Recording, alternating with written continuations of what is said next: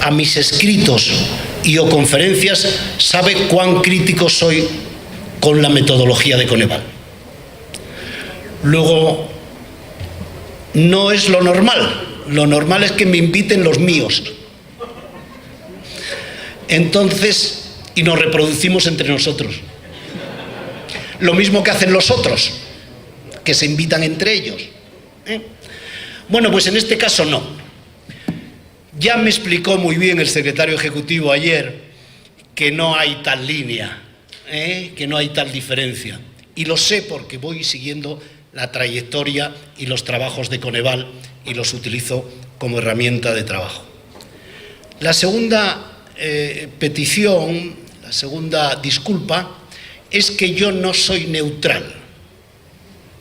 Es decir, yo estoy cargado de ideología hasta las trancas. Como todos, lo que pasa es que yo lo digo y ellos no.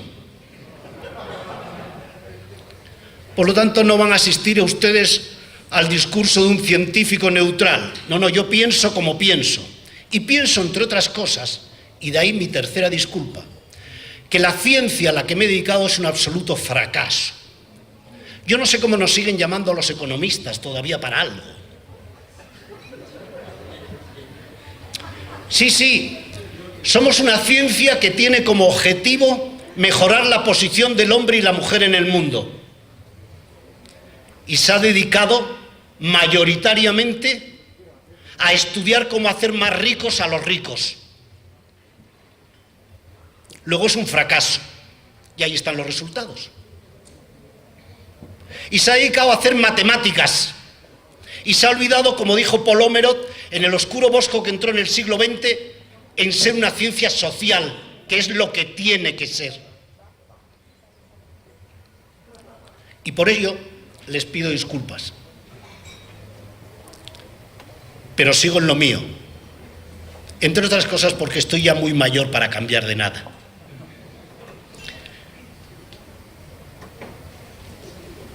La última de las disculpas. Los organizadores me dijeron que por favor no más de 15 transparencias. Y hoy los he burlado. He mandado 15 y son 16.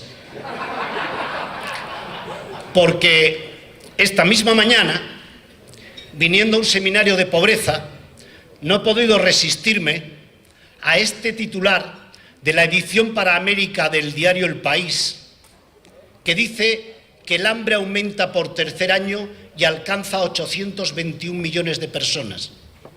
2017 hubo 15 millones más que el año anterior, lo que supone un retroceso a niveles de hace una década. O sea que en la lucha contra el hambre vamos mal, rotundamente mal. Vamos exactamente en la línea contraria que el rendimiento y los beneficios del sistema financiero internacional y de la gran banca, que esa va bien, siempre va bien. A más va bien. Hasta convertirse en el poder hegemónico del sistema capitalista en el siglo XXI. Y como dijo el presidente uruguayo, Pepe Mújica, porque el poder político se ha echado al lado. Oiga, pero usted venía a hablar aquí de decisiones de evaluación. Créanme que lo estoy haciendo. Y voy a tratar de explicarme. Lo dicen muchos. No yo solo. El 19 de julio de este año, y me gusta traer a las conferencias lo más reciente de lo que leo, The Guardian lo ha publicado. 15 economistas, entre ellos 3 premios Nobel, somos pocos, pero algunos somos, argumentan que los muchos miles de millones de dólares gastados en ayuda poco pueden hacer para aliviar la pobreza si no abordamos de verdad sus fundamentos, lo fundamental. Y yendo a la evaluación, yendo a esa herramienta que ya les adelanto para mí, acompaña al plan. Planificación y evaluación son 2 caras de la misma moneda. Yendo a ella, nos encontramos con que los donantes, los que ponen el dinero, quieren ver el impacto del dinero que ponen en el problema en cuestión. Los profesionales buscan que nuestros proyectos sean más efectivos, como se nos reclama. Y los políticos, en fin, quieren una mayor responsabilidad presupuestaria. La evaluación de la eficacia de la ayuda se ha convertido en una palabra de moda y además se dice que va a ayudar a decidir en qué enfocarse. Tenemos la lengua más rica del mundo. Por cierto, ustedes tienen en Guanajuato todo un monumento al castellano que no tenemos ni siquiera en España. Y esa lengua es tan rica que tiene una semántica a la que hay que estar muy atentos. Eficacia de la ayuda, palabra de moda, para enfocarse. Y así, en el Reino Unido, corren las modas de que hay que hacer tipos de ensayo de control aleatorio como hacen los médicos para las políticas sociales. Incluso una economista de mucho prestigio internacional, Esther Duflo, recomienda recientemente a través de Le Monde al gobierno francés que adopte ensayos clínicos como principio rector para las políticas sociales. Y claro, así nos va. El muestreo verdaderamente aleatorio con sujetos ciegos, en 30 y tantos años que llevo de economista, me parece imposible. Los ensayos son costosos y además los desafíos éticos revuelven las tripas de cualquier persona sensible.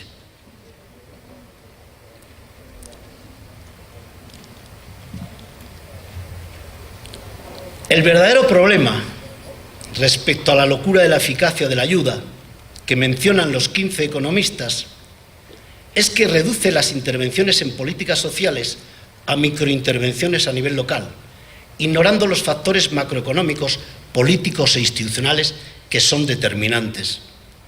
Necesitamos abordar, dicen ellos, y yo suscribo, las causas reales de la pobreza y la desigualdad. Y mi amigo y maestro en investigación, Rodolfo Canto, de la Universidad del Estado de Yucatán, lo dijo en la Reunión Nacional de Administraciones Públicas en la Universidad de Guadalajara de su país. La principal variable para explicar la persistencia de la pobreza y la profundización de la desigualdad en México es la precariedad de los ingresos que perciben los trabajadores. El salario mínimo es insuficiente para adquirir la canasta básica individual y el salario promedio no alcanza para la canasta básica familiar. Y todo ello perpetúa la pobreza. Las políticas sociales no son suficientes para combatir eficazmente la pobreza y la desigualdad. Dejémonos de evaluar. O lo que queremos es disfrazar. Empecemos reconociendo esto y ahora vamos. Claro que sí. A lo que me trae aquí. A cómo entendemos nosotros las decisiones para hacer evaluaciones. O lo que llamamos el proceso de evaluación en el ciclo de las políticas públicas, implicada con la planificación, implicada con la política, manchada con la política. Esa es la evaluación en la que creo. Y eso lo venimos haciendo en los últimos 25 años. El equipo de investigación de la Universidad de Sevilla, que participamos en consultorías en todo el mundo. Aquí tuvimos una experiencia magnífica ganando el concurso de Evalúa DF de metaevaluación de 4 programas sociales hace unos años. Trabajamos para la Unión Europea, es decir, no somos un grupo de investigación al uso en la universidad metido como ratitas de biblioteca solo y sin un duro y sin dinero y pasando miles de desgracias. Tratamos de competir con las grandes multinacionales de consultoría. Casi siempre perdemos. Claro, porque ustedes saben, los concursos están como están. La transparencia es la que es. Pero así todo, algunas veces ganamos. El itinerario de la evaluación para nosotros pasa por tres fases fundamentales, que tienen diferentes contenidos y, por tanto, de la que se derivan diversos productos. El primero es diseñando la evaluación, y es al que más me voy a referir. Es decir, que cuando nos dan una evaluación, un encargo de evaluación, cuando ganamos un concurso, lo primero que tenemos que hacer es diseñar la evaluación. Es decir, no hay una metodología única, estandarizada, que vale para todo. No hay una receta. Cada evaluación requiere un diseño metodológico propio. Es decir, tenemos que obtener un producto de esta primera fase, que son los elementos a considerar para poner en marcha el proceso evaluativo. Es verdad que algunas veces vienen los concursos en eso que se llama los TDR, los términos de referencia. Pero en cualquier caso, como nosotros tenemos que hacer nuestra matriz de evaluación para ver cómo pasar de resultados a impactos, y ese no es el objeto de mi conferencia, pero sí me gustaría estar una semana con la gente de Coneval trabajando sobre resultados e impactos, empezando por qué consideramos cada uno qué son resultados y qué son impactos, porque parece que no todos hablamos de lo mismo. La segunda de las fases es la coordinación de la evaluación, condicionantes de la evaluación durante su desarrollo y resultado. Es un trabajo propio de la dirección, de despacho, del gabinete que hacemos la evaluación, nuestro plan de trabajo, nuestro informe de evaluación. Pero es una herramienta que tiene una gran potencialidad si la utilizamos bien para seducir al político, porque al político hay que seducirlo, hay que convencerlo de que esto le es útil. Y la tercera es comunicando los resultados e incorporando lecciones, donde van a salir indicaciones sobre cómo difundir los resultados, es decir, un plan de comunicación, y yo no voy a dedicarme mucho a ello, voy a dar mis criterios al final, porque los compañeros de esta tarde son expertos y saben mucho más que yo de esto. Y indicaciones para incorporar las lecciones de la experiencia, que aquí se han referido bastantes, lo que nosotros llamamos el plan de mejora. Pero hay algo que sí es fundamental a todo esto que les he contado para nosotros. Es que ese itinerario de la evaluación tiene una misión, la de aprender para mejorar. Y así lo vamos a ir viendo. Empezamos por esa primera fase, la de diseñando la evaluación. Y ahí hay, bueno, es una forma de decirlo, lo que nosotros trabajamos es básicamente identificar la motivación para evaluar, 6 etapas, seleccionar el objeto, definir las preguntas de evaluación, elegir el tipo de evaluación y estimar el presupuesto que tenemos para hacer la evaluación, redactar el plan de evaluación y seleccionar el equipo de evaluación. Nosotros creemos mucho en la multidisciplinaridad y lo creemos porque forma parte de nuestra práctica en 25 años y porque la experiencia nos ha demostrado que es buena. Si tenemos tiempo al final, les cuento una anécdota de la evaluación del plan de vivienda 2003-2007 del Ayuntamiento de Sevilla, que evaluamos, y cómo incorporar a antropólogos fue determinante para lo que a mí me parece una evaluación satisfactoria. Tendrán que decirlo otros también. Pero quiero hacer énfasis, como señalo en la transparencia, en lo de seleccionar el objeto. Hay que identificar a los actores. No vale que me los den por el boletín oficial del Estado o por ley. Hay que constituir un comité de seguimiento de la evaluación que apoya al equipo. Hay que definir los objetivos, hay que acotar ese objeto y hay que someter el plan o el programa a un proceso de evaluabilidad, porque muchas veces los encargos que nos hacen no son evaluables. Como están imbuidos de que la evaluación tiene que ser ex post, en lugar de acompañar al plan o al programa desde el principio, pues a algunos se le olvidan hasta que haya indicadores. Y cuando ya se ha acabado el programa sin indicadores te dicen que lo evalúes. Y ahora resulta que dicen algunos compañeros que entonces se monta hacia atrás y se recupera. Difícil esto más que el circo, ¿no?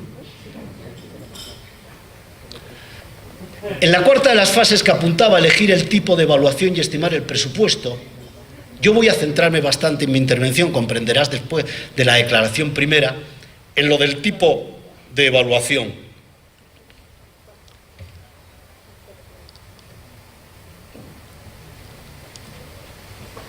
Lo que hacemos nosotros como investigadores sociales, lo que queremos hacer es soñar, tener utopías. Como mi amiga bióloga, que lleva 17 años levantándose todas las mañanas, yendo a echar unos bichitos en un tubito de ensayo porque cree que va a descubrir la vacuna contra el VIH. Y no lo debe hacer mal, porque continuamente sus trabajos son reconocidos, pero no lo consigue. Pues nosotros igual. ¿Por qué los investigadores sociales tenemos que llegar a una conclusión concreta y determinante y última? Y lo que nos hacemos es lo que hacemos los investigadores, preguntas, un batiburrillo de preguntas. Porque si no sabes lo que buscas, no vas a entender nunca lo que encuentres. Por tanto, si no te has hecho preguntas, encuentres lo que encuentres, no vas a saber redactar bien el informe final de evaluación. Y ahí tienen unas cuantas. A cada uno de ustedes les podría ocurrir 4 o 5 más, o 20. Háganlo cuando se enfrenten a una evaluación. Dedíquense con el equipo a pensar un tiempo en preguntarse cosas sobre el programa, sobre los beneficiarios, sobre el sistema de gestión, sobre el seguimiento y, claro, sobre la propia evaluación.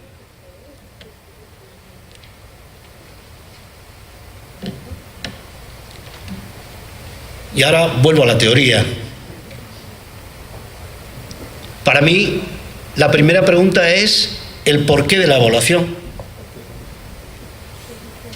De hecho, hay políticos que nos encargan una evaluación a la Universidad de Sevilla y le digo, oye, ¿por qué quieres evaluar? Y dice, porque, no sé, porque es bueno, ¿no? Porque lo dice la sociedad, porque hay que ser transparentes, por democracia, porque me obliga la Unión Europea, que eso es verdad.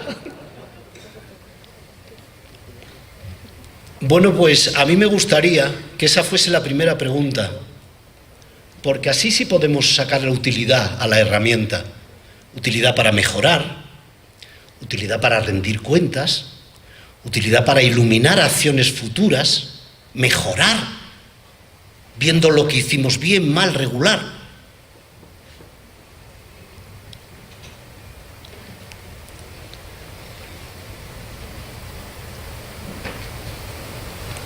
Bueno, ahora no va esto. Ahora. Esto es, seguro que sí, también me dio mucho saludado. Esto es lo que yo creo que es el centro del análisis. Se pone mal en el nudo y por eso la evaluación pierde la utilidad. Por eso hay tantas dudas respecto a la herramienta. Porque se define muy bien qué evaluar. El programa operativo de Andalucía de la agenda de 2007-2014. ¿Quién? Evaluadores externos a concurso. ¿Cuándo? En los próximos 6 meses. Como si una evaluación se pudiese hacer en 6 meses. ¿Dónde? En Andalucía, he dicho. ¿Cómo? Pues con la metodología propia del programa MINS de Bruselas y por 130.000 euros. Ah, mira, está bien pagada. Menos mal. Pero así derramamos todo. Así somos incapaces de llenar la botella. La herramienta es mucho más potente. La herramienta tiene mucho más funciones y utilidades. La herramienta tiene la posibilidad, si nos preguntamos del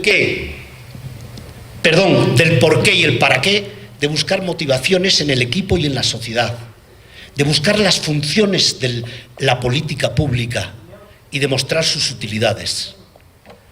Por eso, nosotros creemos en el enfoque integral de la evaluación. Esto lo pintaba el profesor Henri Monnier en la Universidad de Toulouse y en la Alta Escuela de Administración Francesa, allá por los años 90, en una pizarra con tiza. Yo, como tengo el PowerPoint, le he puesto muchos más colorines y muchas más cositas. Pero está copiado de él. La sociedad tiene unos problemas, unas necesidades, y para eso interviene el Estado. Para eso hay una acción pública.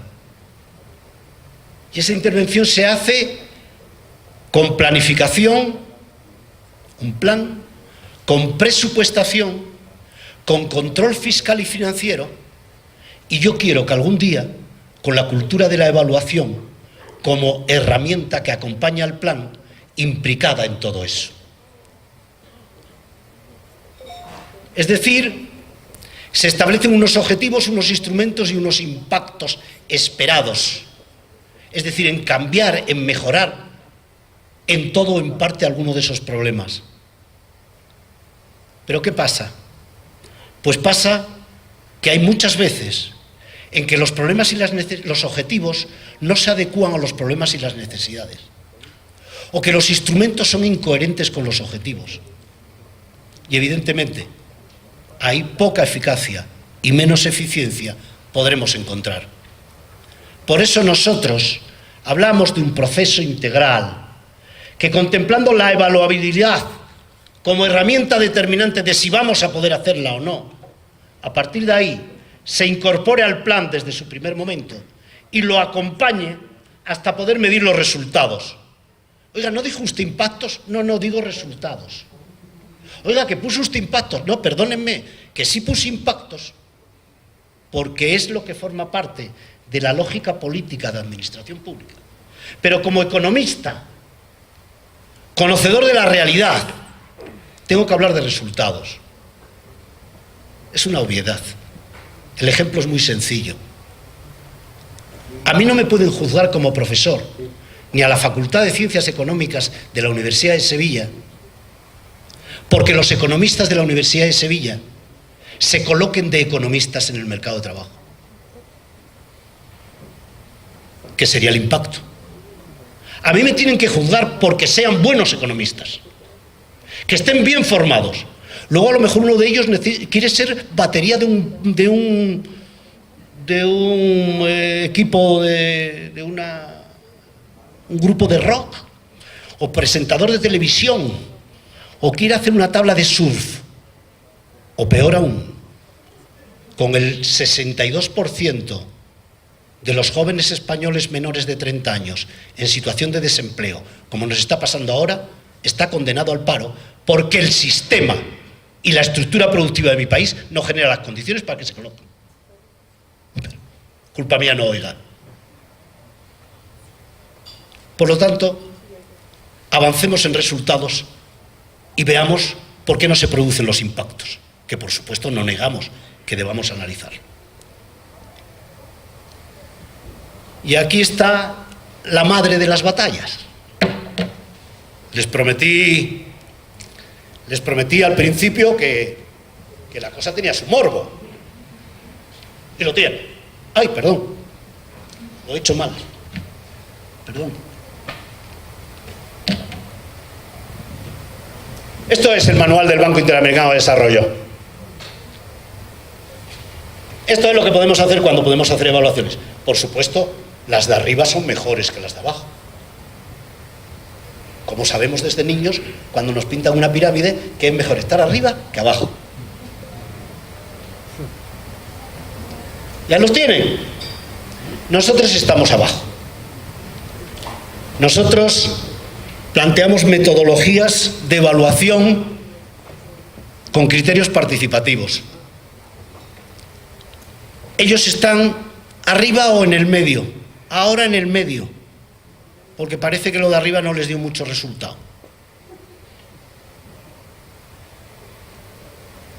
Nosotros creemos que el enfoque metodológico es la piedra filosofal de la herramienta. Y por eso defendemos una evaluación externa, que no quiere decir que no haya evaluación interna, que sería la incorporada a la cultura administrativa de cada territorio, absolutamente necesaria y fundamental, sin referencia a objetivos, por la dificultad de encontrar objetivos cuantificados o incluso cuantificables en el programa. Digo encontrarlos de verdad, porque para hacer declaraciones como el saliente presidente de este país, el suyo, y perdónenme, sobre aquello de conseguir objetivo cero y estar como estamos, pues para eso mejor no tener objetivos. O por lo menos callárselos. Porque el enfoque centrado en objetivos restringe la utilidad de la evaluación. ¿Por qué? Porque se centra exclusivamente en valorar a posteriori los resultados. Y aquí viene el problema. Como hemos conceptualizado mal la herramienta, como pensamos siempre en ex post, pues claro, perdemos la perspectiva. Porque este enfoque, el que nosotros defendemos, tiene en cuenta la dimensión dinámica de un programa de intervención socioeconómica, donde los objetivos socioeconómicos iniciales pueden cambiar. Y si no, que nos lo digan a nosotros. Que en el año 2006 estábamos creciendo al 3,5% y en el año 2008 teníamos una crisis de la que todavía no nos hemos levantado. A la cuarta potencia económica de la Unión Económica y Monetaria.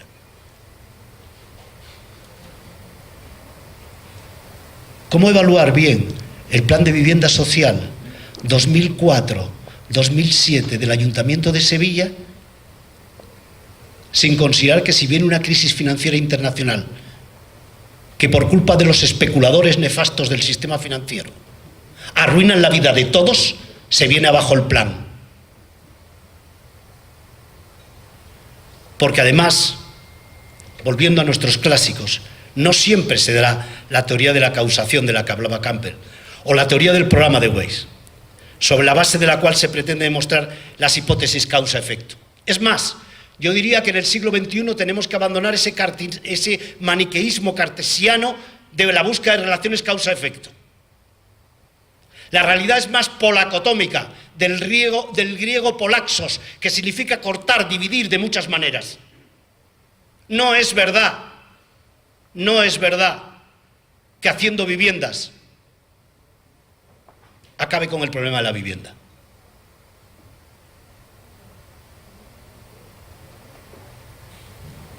O yo creo que no es verdad que solo haciendo viviendas acabe con el problema de la vivienda.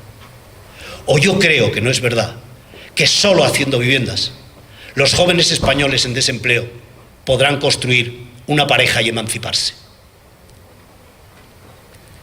Y a esa primera consideración metodológica le añadimos tres enfoques. El enfoque formativo, porque debe estar orientada a la toma de decisiones, pero con la aplicación del enfoque formativo se utiliza la información para generar conocimiento. Oiga, casi en tiempo real con las nuevas tecnologías. Porque fomenta la utilización de la evaluación por las instituciones que no ven la evaluación como un simple control final de resultados, no ven la cara coercitiva de la evaluación, sino como un análisis de una realidad más compleja que pretende ayudarles a ser mejores. Con un enfoque participativo, porque los programas se ejecutan en un contexto donde existen múltiples grupos de interés que tienen distintas perspectivas sobre el proceso y diferentes necesidades de información. Porque los programas son dinámicos, puesto que los intereses de los implicados son cambiantes. Porque este enfoque facilita la democracia, sienta las bases para la cooperación, incluso es una buena herramienta la evaluación así considerada para el consenso, para el acuerdo, para la intermediación. Y eso en política económica sabemos todos que es determinante. Y porque forma a los implicados, a los gestores que aprenden del programa y de los propios procesos de evaluación, en lo que todos entendemos como una nueva gobernanza de la política económica en el siglo XXI.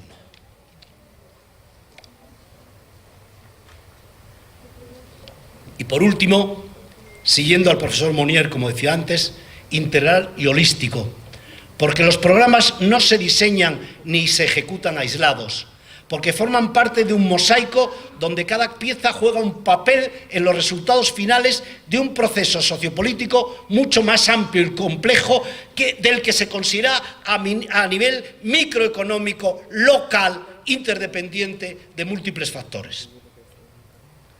Bien, ahora me gustaría que ustedes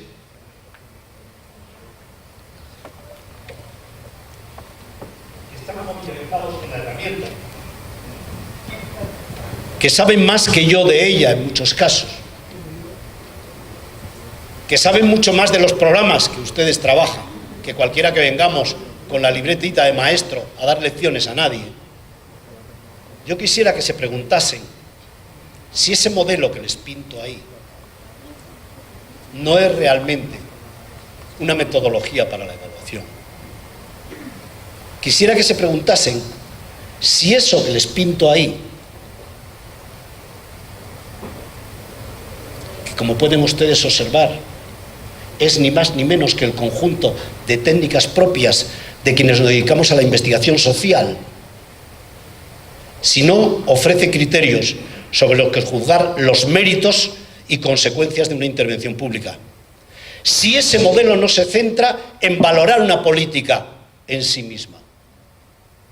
Yo, evidentemente, les contesto que sí, que disponemos de una herramienta, la evaluación de políticas públicas así considerada, que abriendo el objetivo y sin el corsé de la cuántica, contribuye a dar respuestas a la necesidad de fortalecer la calidad de la democracia.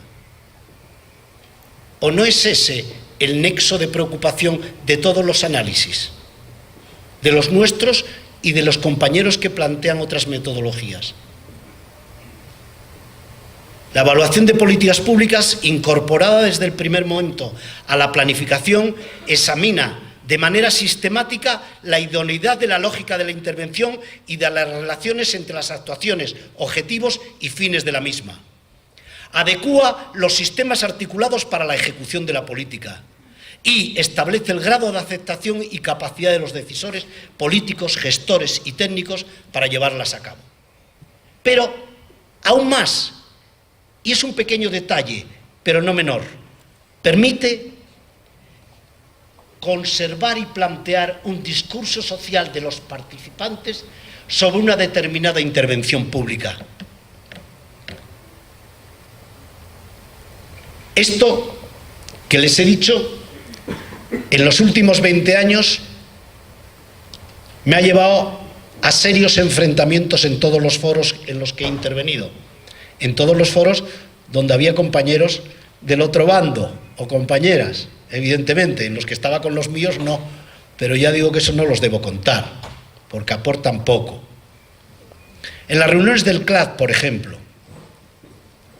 hasta que llegó un momento, pese a que el informe Tavistock de Londres del año 2003 lo dejó claro, pero no se le echó mucha cuenta, y llegó un momento que parecía que solo aquellos que iban con los numeritos por delante eran evaluadores, y que los demás lo que hacíamos era chau chau político,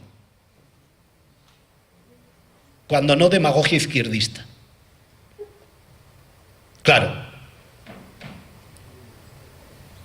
yo tenía que decirlo cuando se me decía eso. Otros se dedican a torturar convenientemente la estadística hasta que acaba cantando lo que ellos quieren.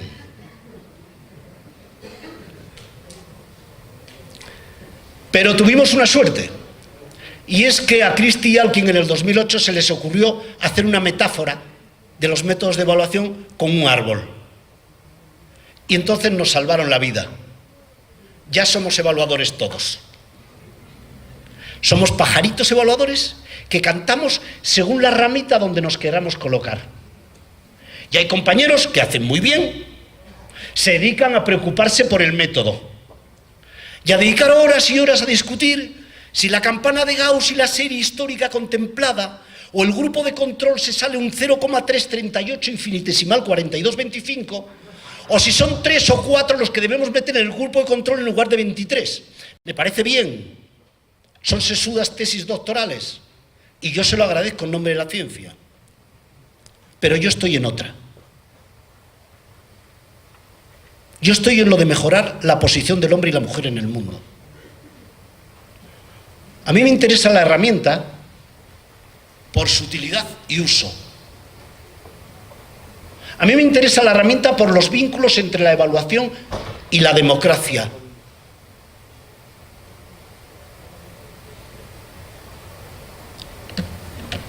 Ese sería mi planteamiento para reflexionar sobre la primera fase.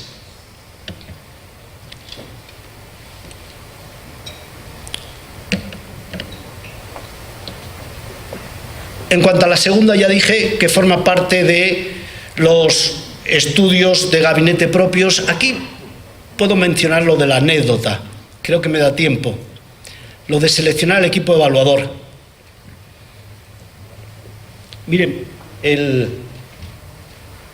nosotros, lo mismo que cada vez que tenemos un encargo o ganamos un concurso, hacemos un diseño metodológico propio para ese caso, también construimos un equipo.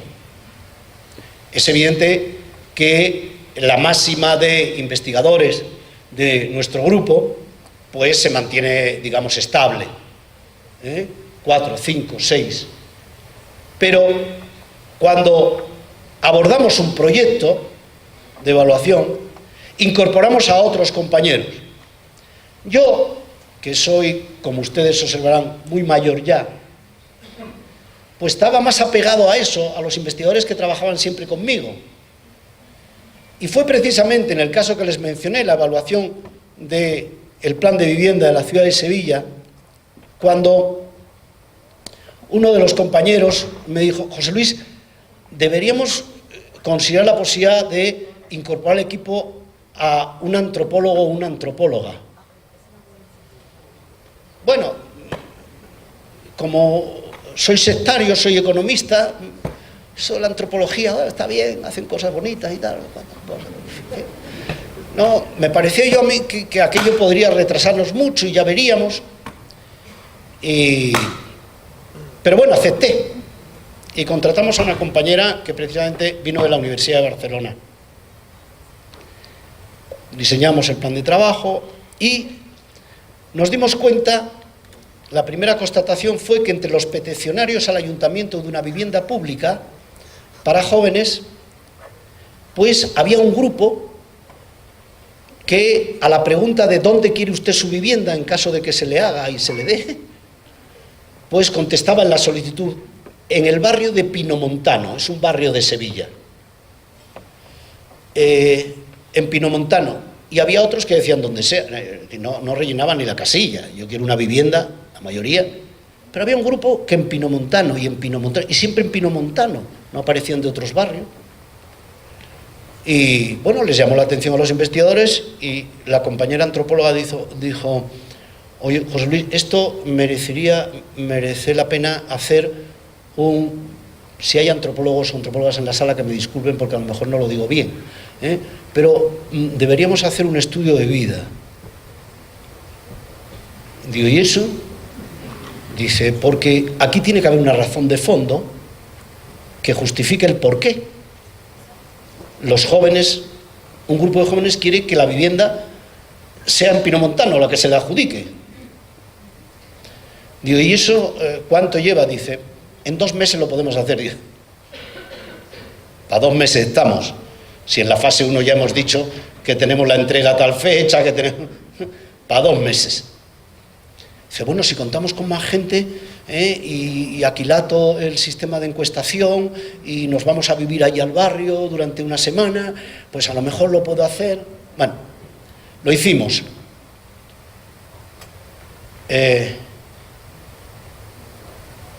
Es un barrio con problemas de integración.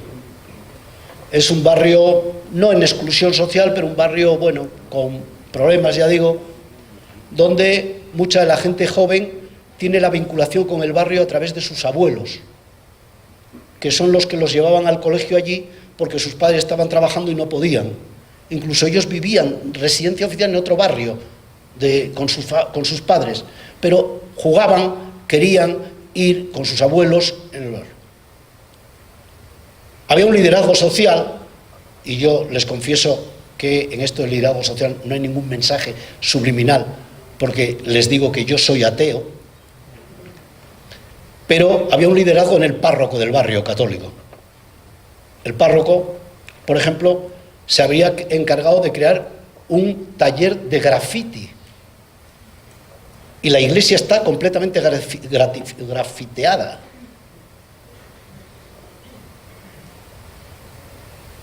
Cosa que llama la atención ya de entrada, pues se ve desde la autopista que circunvala Sevilla.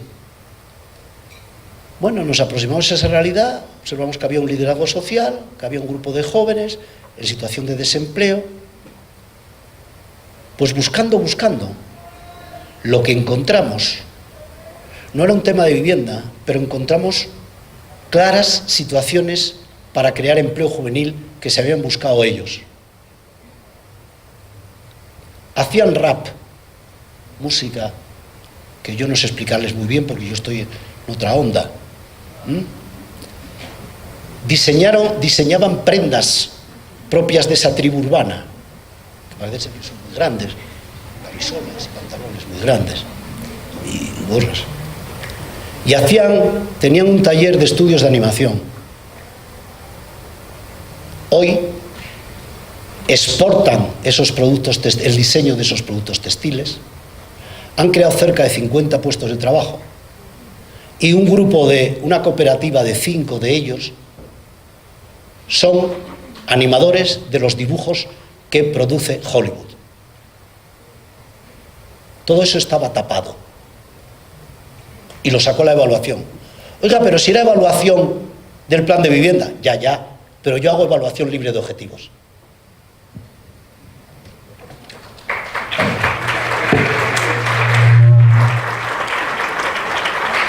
Muchísimas por gracias, último, doctor. no he acabado. Por último, sé que tengo 10 minutos. Por último, para cumplir el compromiso con Coneval, tenía que hablar de cómo se comunican los resultados o cómo se deben comunicar los resultados. Bien, nosotros siempre que nos piden opinión sobre esto, porque no somos comunicadores, hablamos de la correspondencia con las demandas que se plantean. Es decir, volvemos a tratar de dar respuesta a las preguntas que nos habíamos planteado. Aquel camino de una evaluación para aprender. Tratamos de que nos adiestren en la bondad de la estrategia de comunicación y el mensaje. Y tratamos de ver la oportunidad de las recomendaciones de la evaluación. Y para ello les dejo esta pequeña ficha, como la publicamos hace años en el Manual de la Cooperación Española al Desarrollo, el Manual para la Evaluación de la Cooperación al Desarrollo del Gobierno de España, del que somos autores, y aparecen estas ideas. Desde luego hay que detectar la utilidad de los actores, es decir, ¿qué le debemos dar a cada actor? A mi madre le importa un bledo, que no lo vendan como transparencia democrática ni como nada. El titular de periódico que dice el equipo de la investigación de la Universidad de Sevilla dice que el 60% del plan de vivienda no se cumplió. ¡Ah! Los informes de evaluación no son para la prensa. Los informes de evaluación son para nuestros políticos, los del gobierno y los de la oposición, transparentemente. Para mejorar. Aquella evaluación que sale en titular de prensa es un problema ya. Volvamos hacia adentro. No lo digo yo, lo dijo un maestro, Weiss, en el año 76. La evaluación no puede ser un arma arrojadiza de la oposición contra el gobierno, ni un arma triunfalista de los jefes de gabinete de los gobiernos hacia la población. Porque no hay ninguna evaluación bien hecha que diga que se acabó con el problema de la vivienda. ¿No lo comprenden? Para los planificadores, para las entidades financieras, para los beneficiarios. Y ya digo que como hay compañeros esta tarde que saben más que yo de esto, los soportes y canales de comunicación y las nuevas tecnologías, pues hay que trabajar en este campo para cómo presentarlo. Pero sí una idea que me parece bastante determinante. Hay que identificar los mensajes y los canales adaptados más que a la producción de informes a la carta.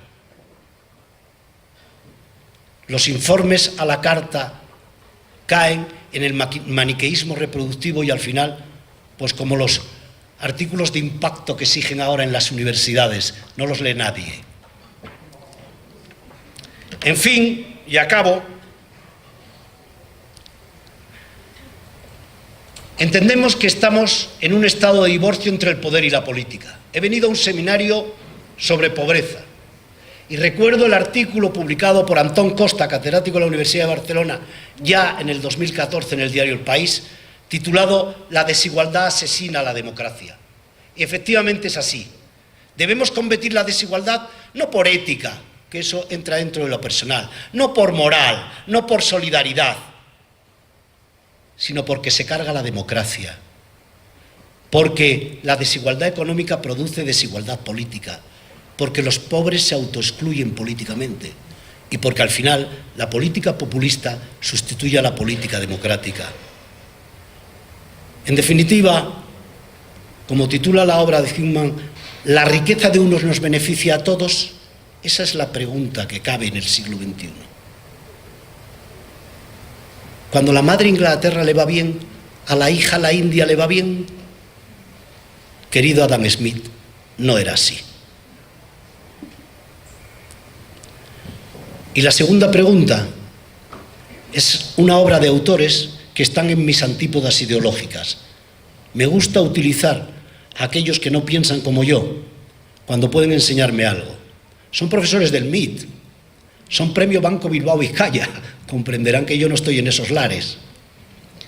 Y el 15 de junio de este año, de este mismo año, ante la pregunta ¿por qué fracasan los países?, contestan porque no tienen instituciones inclusivas, capaces de garantizar oportunidades económicas y de consolidar las conquistas sociales. Y yo creo que esta aseveración es cierta. Participo de esa idea. Y participo de ella hasta pensar que institucionalizar la evaluación de políticas públicas, incorporar a la cultura de nuestras administraciones esa herramienta, puede ser bueno para ese fin. Y en ese sentido no puedo por menos que felicitar sin prejuicio ninguno a Coneval, que es un paso de gigante en el estado del arte en América Latina e incluso en buena parte del mundo para la herramienta, más allá de mis críticas, que son de un modesto profesor de provincias y seguramente erróneas. Pero voy a permitirme darle una última llamada de atención a los compañeros y compañeras de Coneval. Cuidado con las nuevas black box.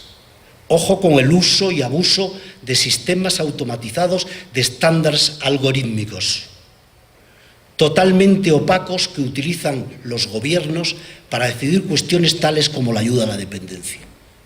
Y esto tampoco lo digo yo, lo dijo Cathy Carford, una de los mayores cerebros de esas transnacionales de las nuevas tecnologías de la información y el conocimiento. Contra las desigualdades sociales que generan los algoritmos, es una fundación que ella misma ha creado, absolutamente asustada por cómo el uso y el abuso del 3% o del 2,5% o del 7,4% puede conducir a la ruina y a la exclusión a miles de familias, para luego, como en Estados Unidos, acabar reconociendo que habían hecho mal el algoritmo. Sí, han hecho mal el algoritmo, pero llevo 3 años pasando hambre, porque usted se equivocó con la fórmula. No corramos ese riesgo. En cualquier caso, créanme, el debate de la sustitución de los economistas por matemáticos, o peor aún, de aquellos economistas que llenos de complejos quieren ser matemáticos, es lo que recoge en el humor gráfico El Roto, en El País, que fue premio Mingote en el año pasado, en el 2016, perdón, cuando contesta con acierto, y es una gran crítica a los economistas y a la ciencia económica. No es pobreza, es teoría económica aplicada. Muchas gracias. Muchas gracias, doctor Osuna. Y ahora damos inicio a un breve bloque de preguntas.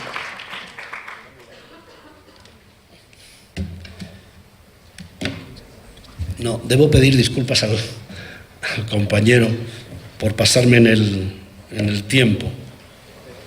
Y En cualquier caso, en la presentación está mi correo electrónico y aquellas preguntas que no sea capaz de contestar o aquellas que no hayan podido plantearme, pues estoy dispuesta a contestarlo. Como cualquier otra cosa, soy funcionario público y me lo creo. Por lo tanto, estoy a disposición de todos aquellos que han tenido o me han brindado la oportunidad de escucharme. Les estoy muy agradecido. Sin ustedes no hubiese habido conferencia. Luego, lo importante son ustedes. Y no lo digo por retórica, lo digo creyéndomelo. Por lo tanto, en jlosuna@us.universidadesevilla.es siempre me tendrán a su disposición. Incluso para si un hijo, una hija, un compañero, una compañera tiene que trasladarse a Europa y anda buscando vivienda y yo puedo decirle dónde obtener mejores precios. También para las cosas prosaicas que facilitan la vida. Bien, me dice Roberto Cruz, ¿qué tipo de evaluaciones sugiere que se realicen a los programas sociales? Pues yo creo que lo he dejado explícito, está en la transparencia, desde el punto de vista de la evaluación externa. Desde el punto de vista de las políticas sociales, además, yo creo que es absolutamente imprescindible que haya evaluación interna. Yo creo que los evaluadores externos podemos ser una herramienta de apoyo, podemos ser un contrapunto de reflexión, pero lo bueno es que haya una sólida evaluación interna como departamento. Eso sí, con una metodología que no esté limitada a, pues, objetivos explícitos, hacer experimentos y cosas de esas. Pero bueno, Juan Ordaz, ¿qué entiende usted por evaluación de impacto? Tengo que sacar los apuntes. Bueno, aquella que me permite establecer una matriz de evaluación donde pueda ver los impactos a través de la multiplicidad de variables que me permiten las fuentes estadísticas no exclusivamente ligadas al programa. No sé si me he explicado.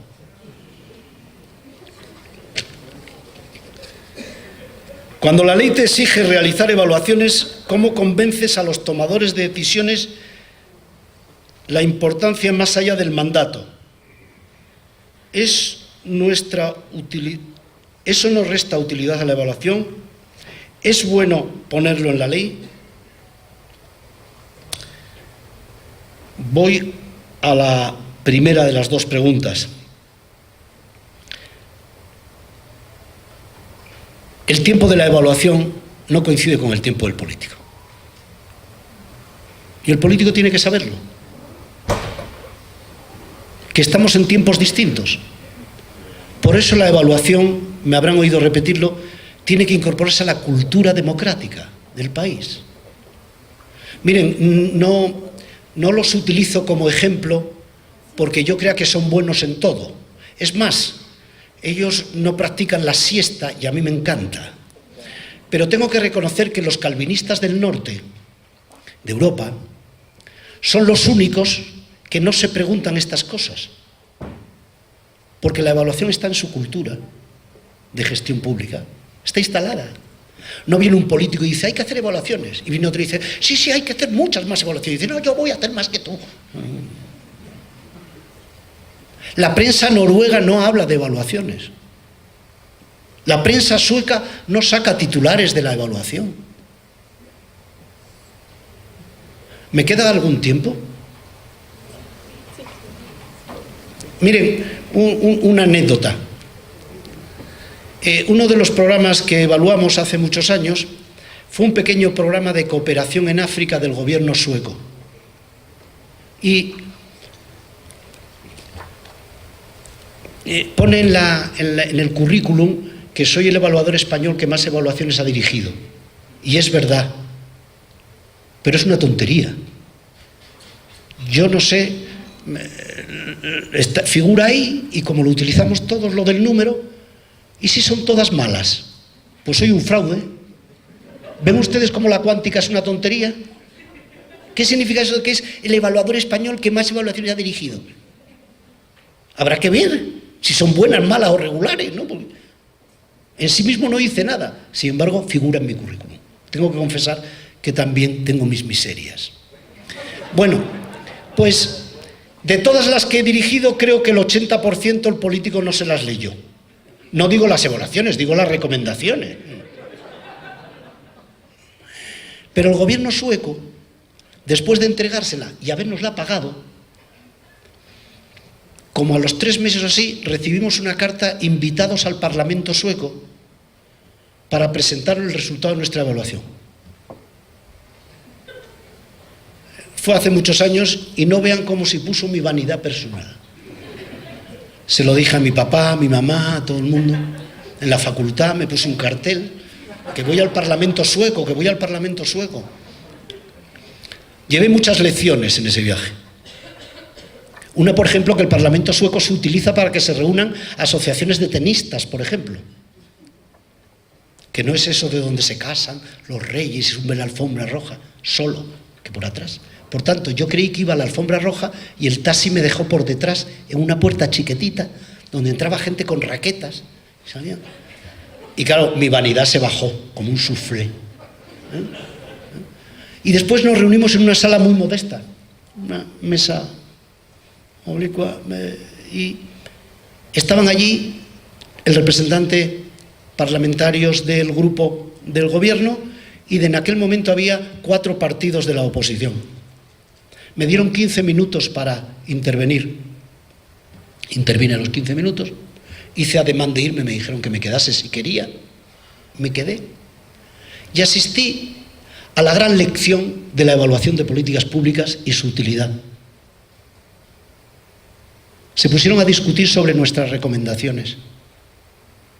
Y un grupo, intervinieron por orden de menor a mayor número de diputados, uno de los grupos dijo: yo creo que debe el gobierno atender a la recomendación 3, 4 y 7.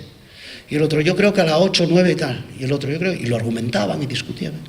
Y luego le tocó al del gobierno y dijo: miren ustedes, voy a aceptar la recomendación 1 y 2 que propone el grupo 1 porque quiero pactar con ustedes una ley de otra historia.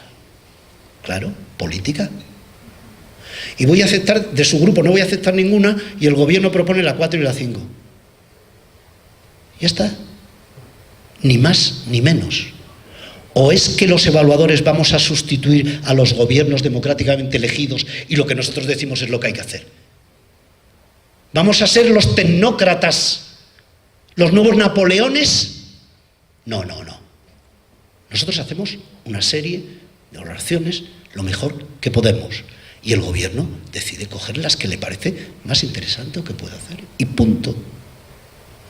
Así aprendí la utilidad de la evaluación. ¿Es bueno ponerlo en la ley? Mi experiencia como experto para la creación de la Agencia Española de Evaluación, nombrado por el presidente Zapatero, me dice que cometí un gran error en aquellas reuniones. Defendí junto con otros compañeros, y así salió, que crear la agencia, crear el órgano, desarrollaba la función. Y me equivoqué. No necesariamente. No necesariamente. A veces sí, a veces no, y a veces regular. Siento ser tan poco riguroso en el análisis científico, pero me queda muy poco para jubilarme. Gracias.